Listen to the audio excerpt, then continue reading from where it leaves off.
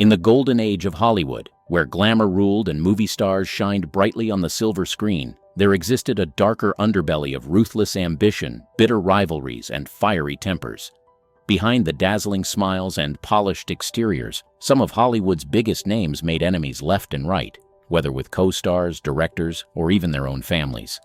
In this video, we'll unravel the stories of the most hated women in old Hollywood, from the ruthless Joan Fontaine to the ambitious Anne Baxter and the scandalous Zsa Zsa Gabor.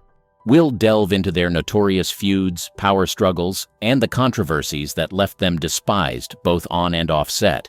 How did Joan Fontaine's lifelong rivalry with Olivia de Havilland spill onto the screen?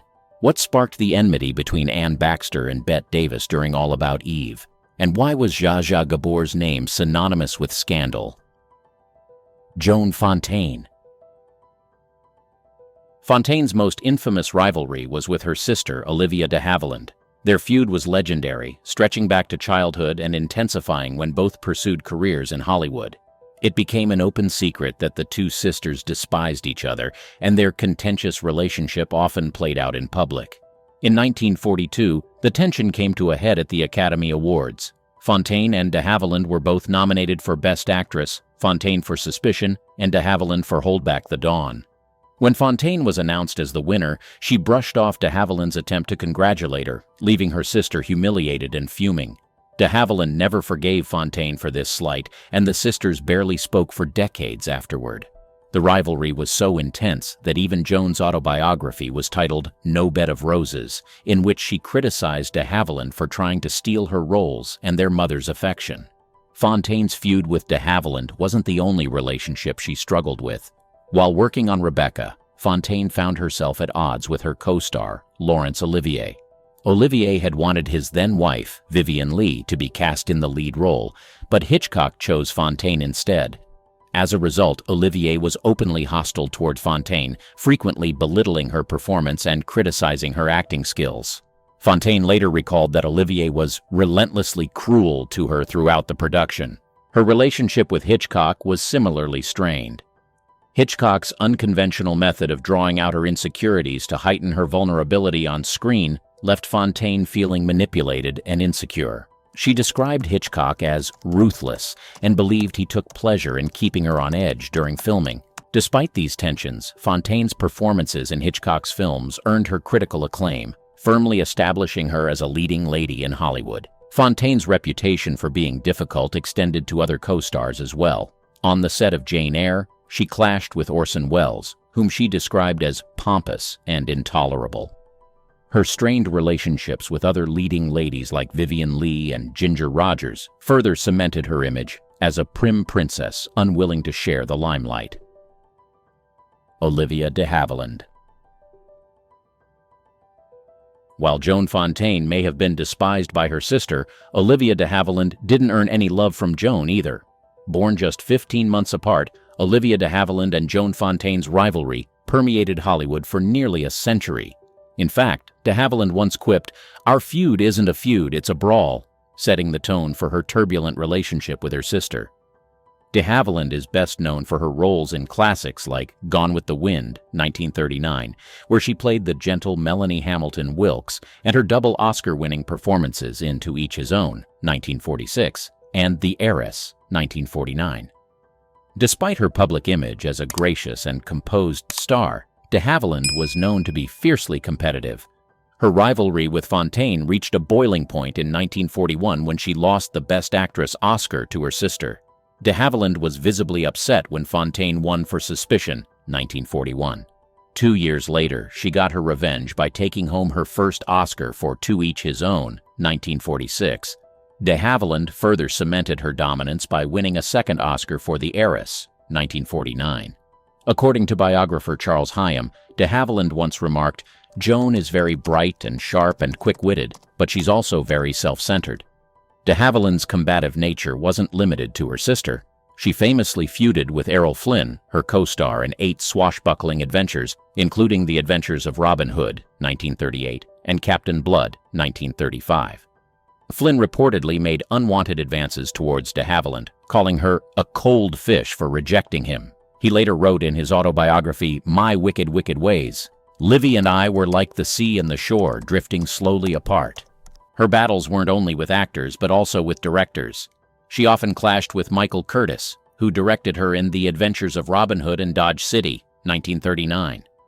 Curtis was notorious for his harsh treatment of actors, and de Havilland was no exception. She once walked off the set in protest of Curtis's behavior, refusing to return until the studio intervened. One of de Havilland's most significant battles, however, was with Warner Brothers. In 1943, she filed a lawsuit against the studio, challenging the legality of their practice of extending actors' contracts for time spent on suspension. Known as the de Havilland Law, her victory not only won her freedom from her restrictive contract, but also revolutionized the Hollywood studio system, granting actors greater creative control. Gloria Grahame. With her trademark sultry voice and alluring smile, Gloria captivated audiences as the femme fatale in films like The Big Heat, 1953, and In a Lonely Place, 1950. But behind the smoldering allure was a troubled actress whose life was riddled with scandals, making her one of old Hollywood's most controversial figures. Graham's off-screen life was often more dramatic than her roles. During the production of In a Lonely Place, her erratic behavior and disdain for her co-star Humphrey Bogart became the talk of the town. Director Nicholas Ray, who was also Graham's husband at the time, caught her in bed with his 13-year-old son, Anthony. The scandal led to their divorce in 1952, and Grahame married Anthony Ray 10 years later. This notorious relationship alienated many of Graham's colleagues, including her former husband and director Nicholas Ray. Despite the turmoil, Grahame continued to land prominent roles throughout the 1950s. Her performance in The Bad and the Beautiful, 1952, earned her an Academy Award for Best Supporting Actress, though her win was overshadowed by rumors of her behavior on set. Co-star Lana Turner reportedly refused to work with Grahame again, describing her as unprofessional and a manipulative diva. Graham's relationship with directors was just as volatile. On The Big Heat, she clashed with Fritz Lang, who described her as impossible to direct due to her constant demands for script changes. Her behavior became so intolerable that Lang allegedly considered replacing her, but producer Robert Arthur insisted she stay. Despite the tension, Grahame delivered one of her most iconic performances as the doomed Moll, Debbie Marsh. Further controversy erupted during the production of Oklahoma, 1955, where Grahame played Ado Annie. Co-star Eddie Albert claimed that she was a nightmare to work with, frequently arriving late and demanding special treatment. Her performance was widely criticized, with New York Times critic Bosley Crowther calling her miscast and unconvincing. Miriam Hopkins. She was one of the most successful actresses of the pre-Code era. Miriam Hopkins, known for her roles in films like Dr. Jekyll and Mr. Hyde, 1931, Designed for Living, 1933, and The Story of Temple Drake, 1933. Her beauty and talent made her a sought-after leading lady, but her temperamental nature and fierce competitiveness made her difficult to work with. Hopkins had a notorious reputation for being arrogant and demanding, often clashing with directors and co-stars alike. One of her earliest disputes was with director Ruben Mamoulian on Dr. Jekyll and Mr. Hyde. Mamoulian recalled that Hopkins was volatile and challenging, requiring constant reassurance about her performance. Despite their strained relationship, Hopkins delivered a remarkable performance that solidified her status as a rising star. Her rivalry with Bette Davis remains one of Hollywood's most infamous feuds. It began in 1939 when both actresses were cast in The Old Maid, an adaptation of Edith Wharton's novella. Hopkins was known for her theatrical style, while Davis brought a more naturalistic approach. Their contrasting acting methods led to intense on-set friction, with each actress trying to outdo the other. Davis later admitted to deliberately overacting in scenes with Hopkins to steal the spotlight. The feud escalated in 1943 when they were cast together again in Old Acquaintance. Hopkins insisted on redoing scenes multiple times, much to the frustration of director Vincent Sherman. In one memorable instance, Davis couldn't contain her rage and shook Hopkins violently during a scene, nearly injuring her. Sherman noted, "They hated each other with a vengeance." Hopkins' arrogance also put her at odds with leading men like Frederick March and Herbert Marshall. On Design for Living, directed by Ernst Lubitsch, Hopkins constantly vied for attention with March and co-star Gary Cooper. Lubitsch found her behavior exasperating, describing her as the most difficult actress he had ever worked with. Hopkins's insecurities often led her to demand script changes and more screen time, much to the dismay of her co-stars. In The Story of Temple Drake, Hopkins played a scandalous role that brought her both acclaim and controversy. Her portrayal of the sexually assaulted Temple was considered too explicit, and the film was banned in several states. Hopkins thrived on the attention, but her risque performance also earned her the ire of conservative critics and audiences. Mae Clark. Clark's career was marked by both triumph and turmoil. Best known for her roles in The Public Enemy, 1931, and Frankenstein, 1931, Clark's rise to stardom was marred by conflicts with co-stars and directors that earned her a reputation as one of Hollywood's most challenging actresses. Her most iconic moment came in The Public Enemy, where James Cagney famously smashed a grapefruit into her face. The scene catapulted Clark to fame, but behind the scenes, her relationship with Cagney was far from amicable. Cagney later recalled that Clark was difficult to work with due to her temper and demands for special treatment. Despite this, they went on to star together in another film, Lady Killer, 1933, where tensions again flared. Clark's fiery personality wasn't limited to Cagney. During the production of Frankenstein, she clashed with director James Whale, refusing to film certain scenes unless changes were made to the script. Boris Karloff, who played the monster, described Clark as headstrong and stubborn, often disrupting the shooting schedule with her demands. However, her performance as Elizabeth Lavenza was well received, and Frankenstein became one of the most influential horror films of all time. Off-screen, Clark's relationships with other actresses were equally strained. She reportedly had a contentious rivalry with Anne Dvorak, her co-star in Three Wise Girls, 1932, over billing and screen time. Dvorak once quipped, "Mae was always ready for a fight, even when no one was interested." Their rivalry was exacerbated when Clark accused Dvorak of trying to steal her role in The Penguin Pool Murder, 1932. Despite her early success, Clark's career began to decline in the mid-1930s. Her uncooperative behavior and penchant for conflict made her unpopular among studio executives. In one notable instance, she clashed with director George Stevens on the set of The Housekeeper's Daughter, 1939, walking off the set after an argument over her lines. Stevens eventually convinced her to return, but the incident solidified her reputation as unreliable. Clark's turbulent personal life also contributed to her fall from grace. Her first marriage to F. Scott Ames ended in divorce after just 2 years, and her second marriage to Stevens Bancroft lasted even less. By the early 1940s, Clark's star had dimmed significantly, and she was relegated to supporting roles and bit parts. Anne Baxter. Anne's portrayal of the ambitious Eve Harrington in All About Eve, 1950, remains one of cinema's most iconic performances. But Baxter's role as the conniving understudy wasn't far removed from her real-life persona, as she garnered a reputation for ambition and manipulation both on and off the screen. Baxter's rise to fame was swift. By 23, she had already won an Academy Award for Best Supporting Actress for her role in The Razor's Edge, 1946. But it was her role in All About Eve that solidified her as a star. Her on-screen rivalry with Bette Davis mirrored their off-screen tension. Davis, who played the aging actress Margot Channing, found Baxter's performance to be too over the top and accused her of trying to upstage her. Davis once quipped, "She should have been called Anne Backstabber instead of Baxter." The tension between the two led to a bitter feud throughout the production. Baxter demanded equal billing with Davis, a move that infuriated Davis and further strained their relationship. Director Joseph L. Mankiewicz had to intervene repeatedly to keep the peace, describing their interactions as volatile and charged with animosity. Baxter's ambition wasn't limited to her rivalry with Davis. She frequently clashed with directors and co-stars. On the set of The Ten Commandments, 1956, she had a tumultuous relationship with director Cecil B. DeMille.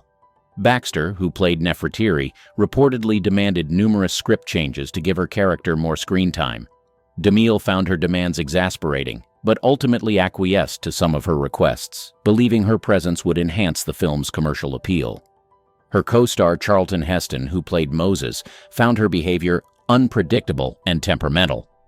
Heston noted in his autobiography that Baxter was often difficult to work with and prone to mood swings, which disrupted the production.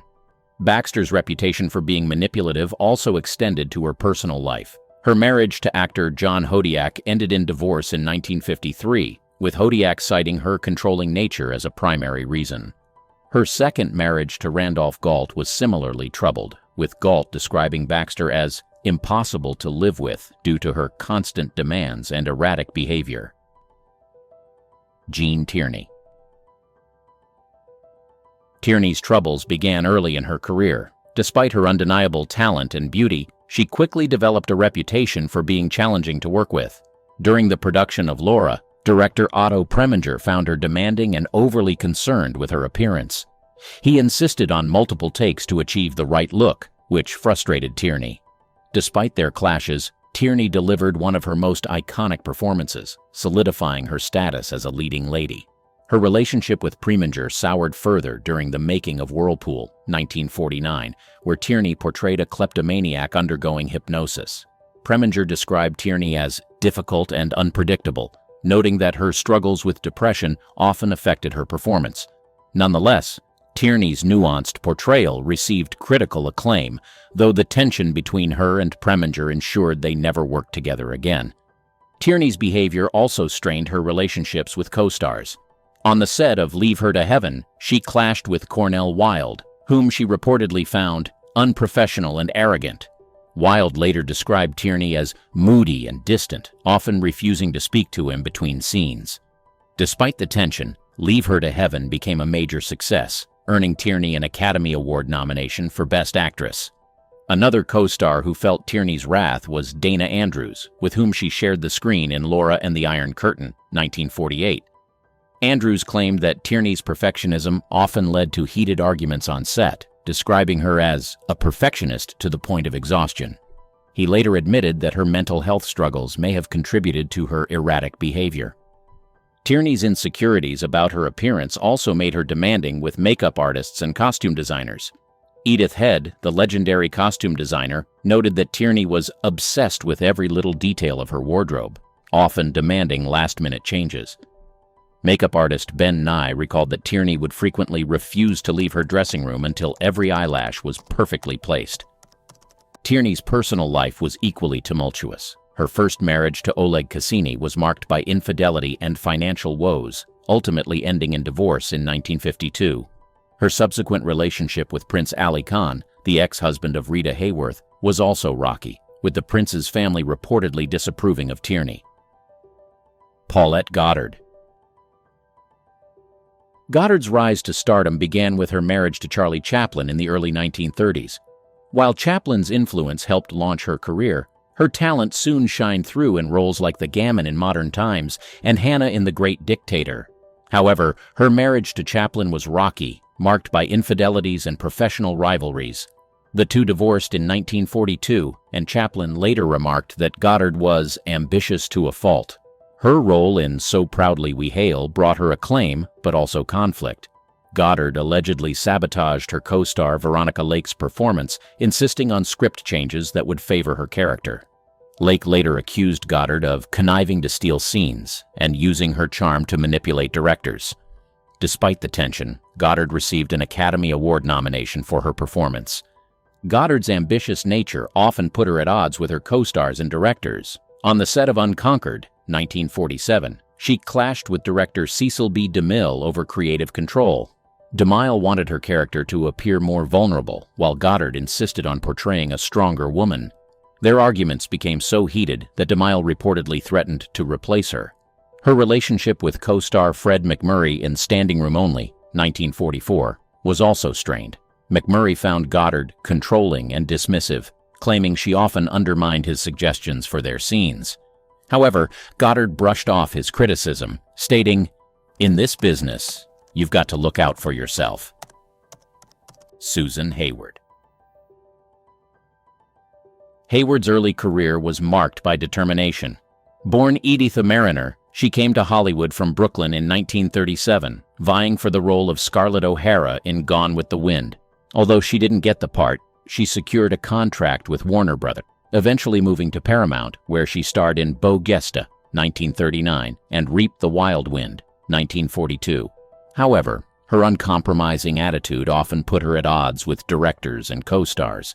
One of her most notorious feuds was with Bette Davis during the production of Where Love Has Gone, 1964. Hayward and Davis clashed over creative control, with each actress demanding top billing and rewrites to enhance their roles. Their rivalry became so intense that director Edward Dmytryk had to shoot their scenes separately to avoid confrontations on set. Davis reportedly called Hayward a pushy, demanding redhead, while Hayward found Davis pretentious and insufferable. Hayward's conflicts weren't limited to Davis. On The Lusty Men, 1952, she had a tumultuous relationship with director Nicholas Ray. Ray described her as uncontrollable and moody, often refusing to take direction and insisting on rewriting her lines. Co-star Robert Mitchum also found her difficult, calling her a temperamental spitfire. Her abrasive personality also surfaced on the set of The Conqueror, 1956, where she starred alongside John Wayne. Wayne and Hayward were both known for their strong personalities, leading to frequent arguments about their scenes. Wayne later remarked that Hayward was like handling dynamite, volatile and unpredictable. Zsa Zsa Gabor. The Hungarian-born socialite and actress, Zsa Zsa was known as much for her lavish lifestyle and glamorous image as for her acting career. While she appeared in films like Moulin Rouge, 1952, and Lily, 1953, her flamboyant personality and penchant for controversy overshadowed her roles, earning her a reputation as one of Hollywood's most notorious divas. In 1989, Gabor was arrested for slapping Beverly Hills police officer Paul Kramer after he pulled her over for a traffic violation. The highly publicized trial ended with Gabor serving 3 days in jail and paying fines and compensation. The incident solidified her image as a temperamental diva, and she made the most of the publicity, quipping, "He deserved it." Gabor's diva behavior extended to her co-stars and directors as well. On the set of Queen of Outer Space, 1958, she clashed with director Edward Burns over her character's costumes, insisting on wearing more glamorous outfits than the role required. Burns later remarked, "Zsa Zsa was always demanding special treatment and refusing to listen to direction." Her feuds weren't limited to directors. Gabor often found herself at odds with fellow actresses, particularly Shelley Winters and Eva Gabor, her own sister. Winters described Gabor as outrageous and selfish, claiming that she would throw tantrums just to get attention. Meanwhile, Zsa Zsa's relationship with Eva was strained by jealousy and competition, leading to frequent arguments both on and off set. In her later years, Gabor became known for her eccentric public appearances and notorious legal battles. She married her 9th husband, Frederick Prince von Anhalt, in 1986, and the two remained together until her death. Their relationship was marked by scandal, with von Anhalt often making outlandish claims about his heritage and adopting adult men to carry on his royal lineage.